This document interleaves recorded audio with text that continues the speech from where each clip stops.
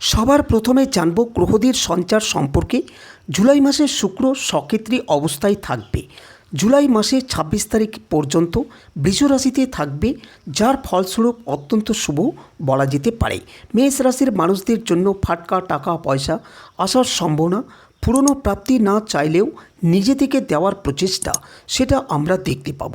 একাদশপতি শনিদেব তিনি দ্বাদশে অবস্থান করে দ্বিতীয়ভাবে শুক্রের উপরে দৃষ্টি প্রদান করছেন।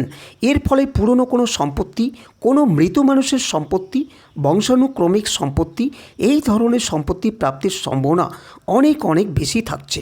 কালপুরুষের এই তৃতীয় বৃহস্পতি, এটা কিন্তু মেষ রাশির টোটাল সিস্টেমকে ব্যালেন্স করে রাখে। আগামী জুলাই মাস, আগস্ট মাস, এই প্রত্যেকটা মাস বৃহস্পতি কিন্তু মেষের জীবনকে নিয়ন্ত্রণ করবে। নমস্কার, আমি দেব অ্যাস্ট্রোলজার সুজিত। আমার ইউটিউব চ্যানেলের সকল দর্শকদের স্বাগত জানাই।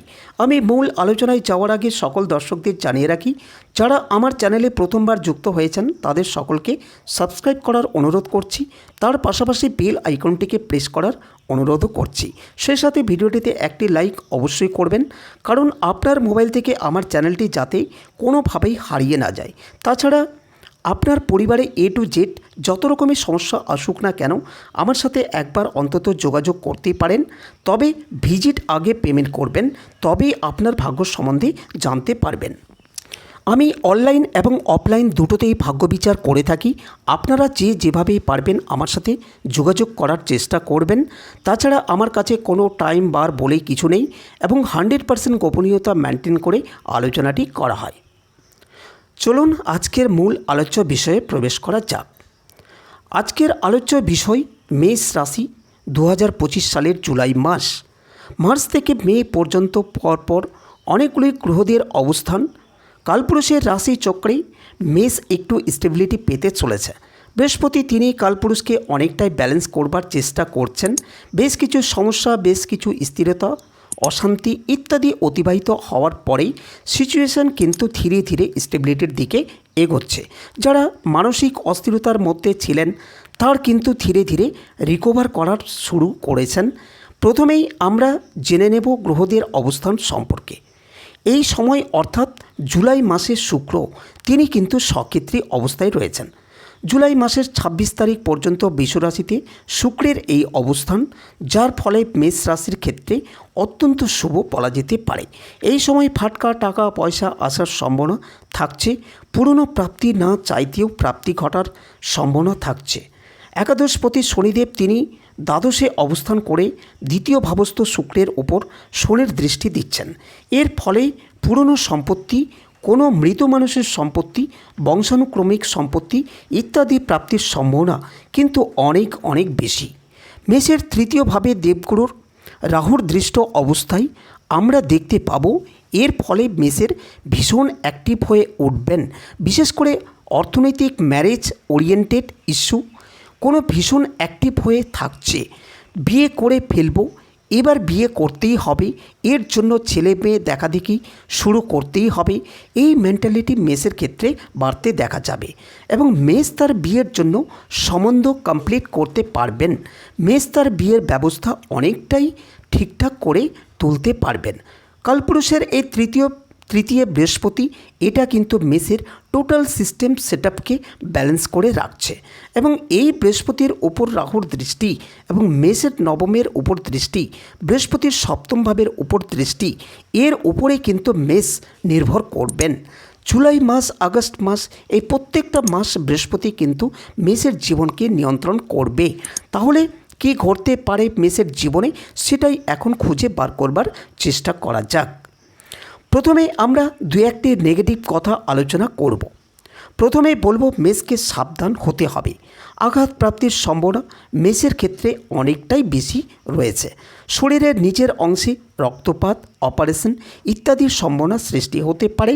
মন মানসিক দুর্বল থাকবে, কিন্তু অস্থির থাকবে। কানে ফোন লাগিয়ে কিংবা হাতে ফোন নিয়ে রাস্তা দিয়ে চলার পথে বিপদের সম্ভাবনা অনেকটাই বেশি থাকছে। এর ফলে খুব সাবধান থাকতে হবে। এই সময় কিন্তু বিপজ্জনক, এটা খেয়াল রাখতে হবে। দ্বিতীয়ত, দ্বাদশে শনিদেব রয়েছেন, একাদশে রাহু রয়েছেন। খেয়াল রাখতে হবে পঞ্চমে মঙ্গল কেতু অবস্থান করে রয়েছে। বন্ধুদের দ্বারা সমস্যায় পড়তেই পারেন মেষ। না বন্ধুদের কাছ থেকে ধার নেব, না বন্ধুদেরকে ধার দেব। 4 তারিখ থেকে 9 তারিখ পর্যন্ত, 17 তারিখ থেকে 21 তারিখ পর্যন্ত, 23 তারিখ থেকে 26 তারিখ পর্যন্ত প্রচণ্ড সাবধান থাকতে হবে। এরপরে আমরা চলে আসব কয়েকটি পজিটিভ বিষয়ের ক্ষেত্রে। প্রথমেই আলোচনা করব পড়াশোনা নিয়ে। একটা অদ্ভুত জেদ কাজ করবে, পড়বই, এটা মেন্টালিটি মেষের ক্ষেত্রে দেখতে পাওয়া যাবে। তবে যে সমস্ত মানুষদের ক্ষেত্রে পঞ্চমে রাহু অথবা কেতু অবস্থান করে রয়েছেন সিংহ রাশিতে, তাদের ডাইভারশন ক্ষমতা বাড়বে। তারা মনে মনে ভাববেন পড়াশোনা করে কে কী পড়বো না, কে কী করবে, না পড়েই তো বড়লোক হওয়া যায়, অন্য জায়গায় ইনভেস্টমেন্ট করব, এই সমস্ত কিন্তু চিন্তা ভাবনা তাদের বাড়তে দেখা যাবে। পজিটিভ হলেও গ্রহ অবস্থান সাপেক্ষে কিছু গণ্ডগোল হতে পারে। মেষের ক্ষেত্রে আত্মবিশ্বাস বাড়বে, অ্যাক্টিভিটি বাড়বে, কানেক্টিভিটি বাড়বে সেই সব মানুষের সঙ্গে যারা আপনার জীবনে অত্যন্ত প্রয়োজনীয় এবং অত্যন্ত গুরুত্বপূর্ণ, যারা আপনার জীবনের ধারাকে পরিবর্তন করে দিতে পারেন। ব্যবসার ক্ষেত্রে উন্নতি রয়েছে, ইমপ্রুভমেন্ট থাকছে মেষের ক্ষেত্রে। ব্যবসার পাশাপাশি কর্মক্ষেত্রেও স্ট্রেস থাকবে, কিন্তু ডেভেলপমেন্ট থাকবে, টার্গেট বাড়বে, রেসপন্সিবিলিটি বাড়বে, তার সঙ্গে বাড়বে স্যালারি। সুযোগ আসবে, প্রমোশন হবে। পায়ের পাতা এবং পায়ের নিচের অংশে আঘাতপ্রাপ্তি, স্ক্রিনের সমস্যা ইত্যাদির সম্ভাবনা রয়েছে। ঠিক এই একই কারণে, অর্থাৎ শনিদেব দ্বাদশে জলতত্ত্বের রাশিতে রয়েছেন এবং শনিদেবের অবস্থান করে রয়েছেন উত্তর ভাদ্রপদ নক্ষত্রে। এই একই কারণ যেটা পায়ে ব্যথা সৃষ্টি করবে, সেটা মেষের বিদেশ যাত্রার সংযোগ তৈরি করে দেবে। তাই মেষ রাশি বা লগ্নের যে সমস্ত মানুষরা বিদেশে যেতে চাইছেন কিন্তু কোনো না কোনো কারণে ডিস্টারবেন্স এসেছিল, বিশেষ করে আপনি যদি বাংলাদেশি মানুষ হয়ে থাকেন, সেই ক্ষেত্রে ডিস্টারবেন্স তো ছিলই। আপনার ক্ষেত্রে বিদেশ যাত্রার সম্ভাবনা সেটা বাড়তে দেখতে পাওয়া যাবে। খুব সহজভাবে আপনি বিদেশে যেতে কিছুদিনের জন্য থাকতে পারবেন। যে সমস্ত মানুষরা ট্রিটমেন্ট পারপাসে বিদেশ যেতে চাইছেন, যারা চিকিৎসা করানোর জন্য বিদেশে যাওয়ার পরিকল্পনা করেছিলেন, তাদের ক্ষেত্রে এই বিদেশ যাওয়ার সম্ভাবনা বাড়বে। চিকিৎসা খাতে খরচ সেটাও বাড়বে, তার সঙ্গে সঙ্গে রেমেডি, সুস্থতা সেটাও বাড়তে দেখতে পাওয়া যাবে। কিছু কিছু ক্ষেত্রে, অর্থাৎ এডুকেশনের ক্ষেত্রে কনফিউশন থাকবে। পঞ্চমভাবে মঙ্গল এবং কেতুর অবস্থান করে রয়েছেন। গর্ভস্থ সন্তানের স্বাস্থ্য নিয়ে দুশ্চিন্তা থাকবে। সন্তানের মধ্যে অ্যাগ্রেসিভ বিহেভিয়ার সেটা বাড়তে দেখতে পাওয়া যাবে। সন্তানের শরীর স্বাস্থ্য নিয়ে কিছুটা দুশ্চিন্তা সৃষ্টি হতে পারে, তবে আপনার উন্নতি, আপনার ডেভেলপমেন্ট সেটা অবশ্যই দেখতে পাওয়া যাবে। ক্রিয়েটিভ ক্ষেত্রে কিছু বাধাপ্রাপ্ত হবেন। ক্রিয়েটিভিটি চুরি হওয়ার সম্ভাবনা মেষের ক্ষেত্রে থাকছে। খেয়াল রাখতে হবে, আপনি কোনো একটা কাজ করছেন, কিছু একটা বিষয়ে আপনি ডেভেলপ করছেন, সেটা কিন্তু অন্য কোনো মানুষ স্নেচ করে নিতে পারে। আপনার সৃষ্টি অন্য কেউ দখল করে নিতে পারে। যে সমস্ত মানুষরা মেষ রাশি বা লগ্নের অ্যাডাপ্ট করতে চাইছেন, তাদের ক্ষেত্রে কিন্তু কিছু ভালো খবর, কিছু সুযোগ, কিছু যোগাযোগ সৃষ্টি হতে পারে। বাড়ি পরিবর্তনের ক্ষেত্রে অল্প বিস্তর বাধা বিপত্তি আসবে, তবে যারা বাড়ি বিক্রি করে দেবেন, স্পেশালি অনেক পুরনো পৈতৃক সম্পত্তি বাড়ি সেটা বিক্রি করে দেবেন, তাদের ক্ষেত্রে কিন্তু সুবিধা দেখতে পাওয়া যাবে। দালালরা বেশ অ্যাক্টিভ হয়ে উঠবেন।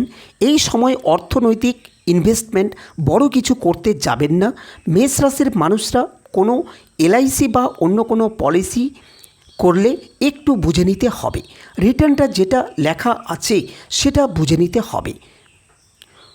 কোন পার্টিটা গ্র্যান্টেড সেটা খুব ভালো করে জেনে বুঝে কাজটা করতে হবে। সোশ্যাল মিডিয়ায় জনপ্রিয়তা বাড়তে দেখা যাবে।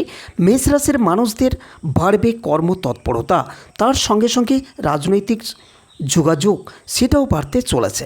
খেয়াল রাখতে হবে এই সময় সপ্তম ভাবের ওপর রাহুর দৃষ্টি বৃহস্পতির দৃষ্টি একত্রে পড়েছে, বিয়ের কথাবার্তা এগোবে, প্রেমিক কিংবা প্রেমিকের সঙ্গে তীব্র অ্যাটাচমেন্ট এটা বাড়তে দেখা যাবে।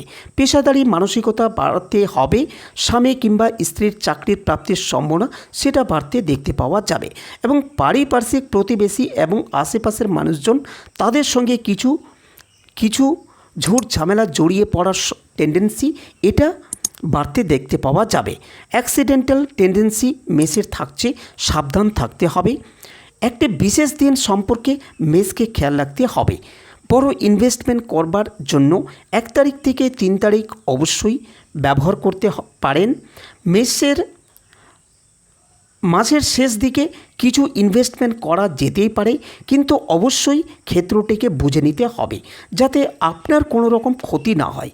নিজের ক্রিয়েটিভিটিকে প্রকাশ করবার জন্য 16 তারিখের পর থেকে বাকি দিনগুলোকে অবশ্যই চুজ করতে পারেন। নিজের কোনো প্রতিষ্ঠা, নিজের কোনো ক্ষেত্র সেটাকে ডেভেলপ করবার জন্য মাসের প্রথম সপ্তাহেই সবচেয়ে ভালো। বাড়িতে গৃহপ্রবেশ, নতুন বাড়ির জন্য অ্যাডভান্স করতে চাইলে সেই ক্ষেত্রে 15 তারিখের আশেপাশের দিনগুলিকে সিলেক্ট করতে হবে। ঋণের জন্য যারা অ্যাপ্লাই করতে চাইছিলেন 12 তারিখ থেকে 19 তারিখ পর্যন্ত সময়কে গ্রহণ করতে পারেন। এই সময় কিন্তু ঋণ প্রাপ্তির সম্ভাবনা বাড়বে। যারা রেগুলার তীব্রভাবে লটারির টিকিট কাটেন কিংবা যারা বিভিন্ন ধরনের বেটিংয়ে পার্টিসিপেট করেন তাদের ক্ষেত্রে 12 তারিখ থেকে 19 তারিখ পর্যন্ত সময় যথেষ্ট সাপোর্টিভ, তবে রিস্ক ফ্যাক্টর অবশ্যই থাকছে। খেয়াল রাখতে হবে এই ধরনের প্র্যাকটিস কখনোই কিন্তু আপনার সুস্থ জীবনের জন্য বেটার নয়। এটা কিন্তু আপনাকে অবশ্যই সমস্যাতে ফেলবে। এরপরে আমরা চলে আসব নাক্ষত্রিক আলোচনা প্রসঙ্গে। অশ্বিনের সাকসেস রেট অনেকটাই বেশি থাকছে। অশ্বিনী চাকরি পেতে চলেছেন, ইন্টারভিউয়ের ক্ষেত্রে সাকসেস রেট বাড়বে, তার সঙ্গে সঙ্গে অল্প বিস্তর মাথা গরম হতে পারে। ক্রিয়েটিভ কাজকর্মের ক্ষেত্রে সাফল্য থাকছে। মায়ের শরীর স্বাস্থ্য ওভারঅল ঠিকঠাক থাকবে, তবে বাবাকে নিয়ে দুশ্চিন্তায় পড়তে পারেন। বিদেশ যাত্রার কথাবার্তা ফাইনাল হওয়ার সম্ভাবনা দেখতে পাওয়া যায়। পেপারস, কাগজপত্র, টিকিট ইত্যাদি সমস্ত জিনিস খুব যত্ন করে রাখার চেষ্টা আপনাকে করতে হবে। নাম, যশ, প্রভাব, প্রতিপত্তি ইত্যাদি বাড়তে চলেছে। আইনি জটিলতা অ্যাভয়েড করে চলতে হবে। বাড়ি পরিবর্তনের সুযোগ সম্ভাবনা অবশ্যই থাকছে আপনার ক্ষেত্রে। পরবর্তী নক্ষত্র ভরণী। রাজনৈতিক শত্রুতার শিকার হতে পারেন। নতুন ব্যবসা, এমন কোনো ব্যবসা যেখানে আগুনের কোনো সম্পর্ক রয়েছে, সেটা ওয়েল্ডিংয়ের ব্যবসা হতে পারে, সেটা কোনো কেমিক্যাল ওরিয়েন্টেড বিজনেস হতে পারে, যেখানে ব্রয়লার রয়েছে সেটা রান্না, কিচেন ইত্যাদির ব্যবসা হতে পারে। এবং কিন্তু আপনার গ্রোথ অনেকটাই বেশি। পুরনো প্রেম ভরণের ক্ষেত্রে ফিরে আসতে পারে। ভরসা করার আগে আর একটু যাচাই করে নিতে হবে। কোনো রকম গণ্ডগোল, কোনো রকম অশান্তি নিয়ে তিনি ফিরছেন কিনা সেটা অবশ্যই দেখতে হবে। মাথায় আঘাতপ্রাপ্তি হতে পারেন। গুরুত্বপূর্ণ বিষয় ভুলে যাওয়ার একটা সম্ভাবনা দেখতে পাওয়া যাবে। বাড়ি পরিবর্তনের সংযোগ রয়েছে। আইনি জটিলতা এড়িয়ে চলতে হবে। ঠান্ডা লাগার কারণে কষ্টপ্রাপ্ত হতে পারেন। পরবর্তী নক্ষত্র কৃত্তিকা। বাড়িতে আসতে পারে নতুন অতিথি। বৈদেশিক যোগাযোগ আপনার জন্য লাভজনক হতে চলেছে। ঠান্ডা লাগার কারণে কষ্টপ্রাপ্ত হতে পারেন। ব্যবসা, স্বনিযুক্তি, পেশা, শেয়ার মার্কেট, ট্রেনিং আপনার জন্য ভালো হতে দেখা যাবে। যাদের জন্মকুণ্ডলিতে এই সময় বৃহস্পতি, শনি, শুক্র, বুধ, মঙ্গল ইত্যাদি গ্রহের দশা চলছে তারা প্রচুর উন্নতি করতে পারছেন। কিন্তু যাদের ক্ষেত্রে অন্তর্দশা রয়েছে রাহু, রবি, কেতু, শনি ইত্যাদি, তাদের ক্ষেত্রে কিন্তু স্ট্রেস ফ্যাক্টর কাজ করতে দেখতে পাওয়া যাবে। খেয়াল রাখতে হবে এই সময় শনির মহাদশা তুলনামূলকভাবে শুভ হলেও অন্তর্দশা বা প্রত্যন্তর দশায় আপনি কিন্তু সঠিক ভালো ফল পাচ্ছেন না। খেয়াল রাখতে হবে নিজের ওপর, নিয়ন্ত্রণ রাখতে হবে নিজের অ্যাক্টিভিটিসের ওপরে। তাহলে এবার চলে আসব প্রতিকার সংক্রান্ত আলোচনায়। তবে তার আগে যারা এখনও পর্যন্ত আমার চ্যানেলটিকে সাবস্ক্রাইব করেননি তাদেরকে পুনরায় বলছি, এখনই আপনারা সাবস্ক্রাইব করুন এবং পাশে থাকা বেল আইকনটিকে প্রেস করে রাখুন। তার সাথে সাথে ভিডিওটিতে অবশ্যই একটি লাইক করতেই হবে এবং আমার আলোচনাটি আপনার কাছে ভালো লাগলে সকলের কাছে শেয়ার করে দেবেন। চলুন প্রতিকার সংক্রান্ত বিষয়ে আলোচনা জেনে নেওয়া যাক। মেষ রাশি বা লগ্নের জন্য যে বিশাল প্রতিকারের প্রয়োজন রয়েছে তা কিন্তু একেবারেই নয়। পাঠ করুন নবগ্রহ স্তোত্র, তার সাথে সাথে মহামৃত্যুঞ্জয় মন্ত্র। এরই সাথে সাথে অবশ্যই ধারণ করুন সিট্রেন ব্রেসলেট, 5মুখী রুদ্রাক্ষের কম্বিনেশন। তাহলে আজকের আলোচনাটি আর দীর্ঘায়িত করলাম না, এখানে সমাপ্ত করলাম। আপনারা ভালো থাকবেন, সুস্থ থাকবেন, ধন্যবাদ।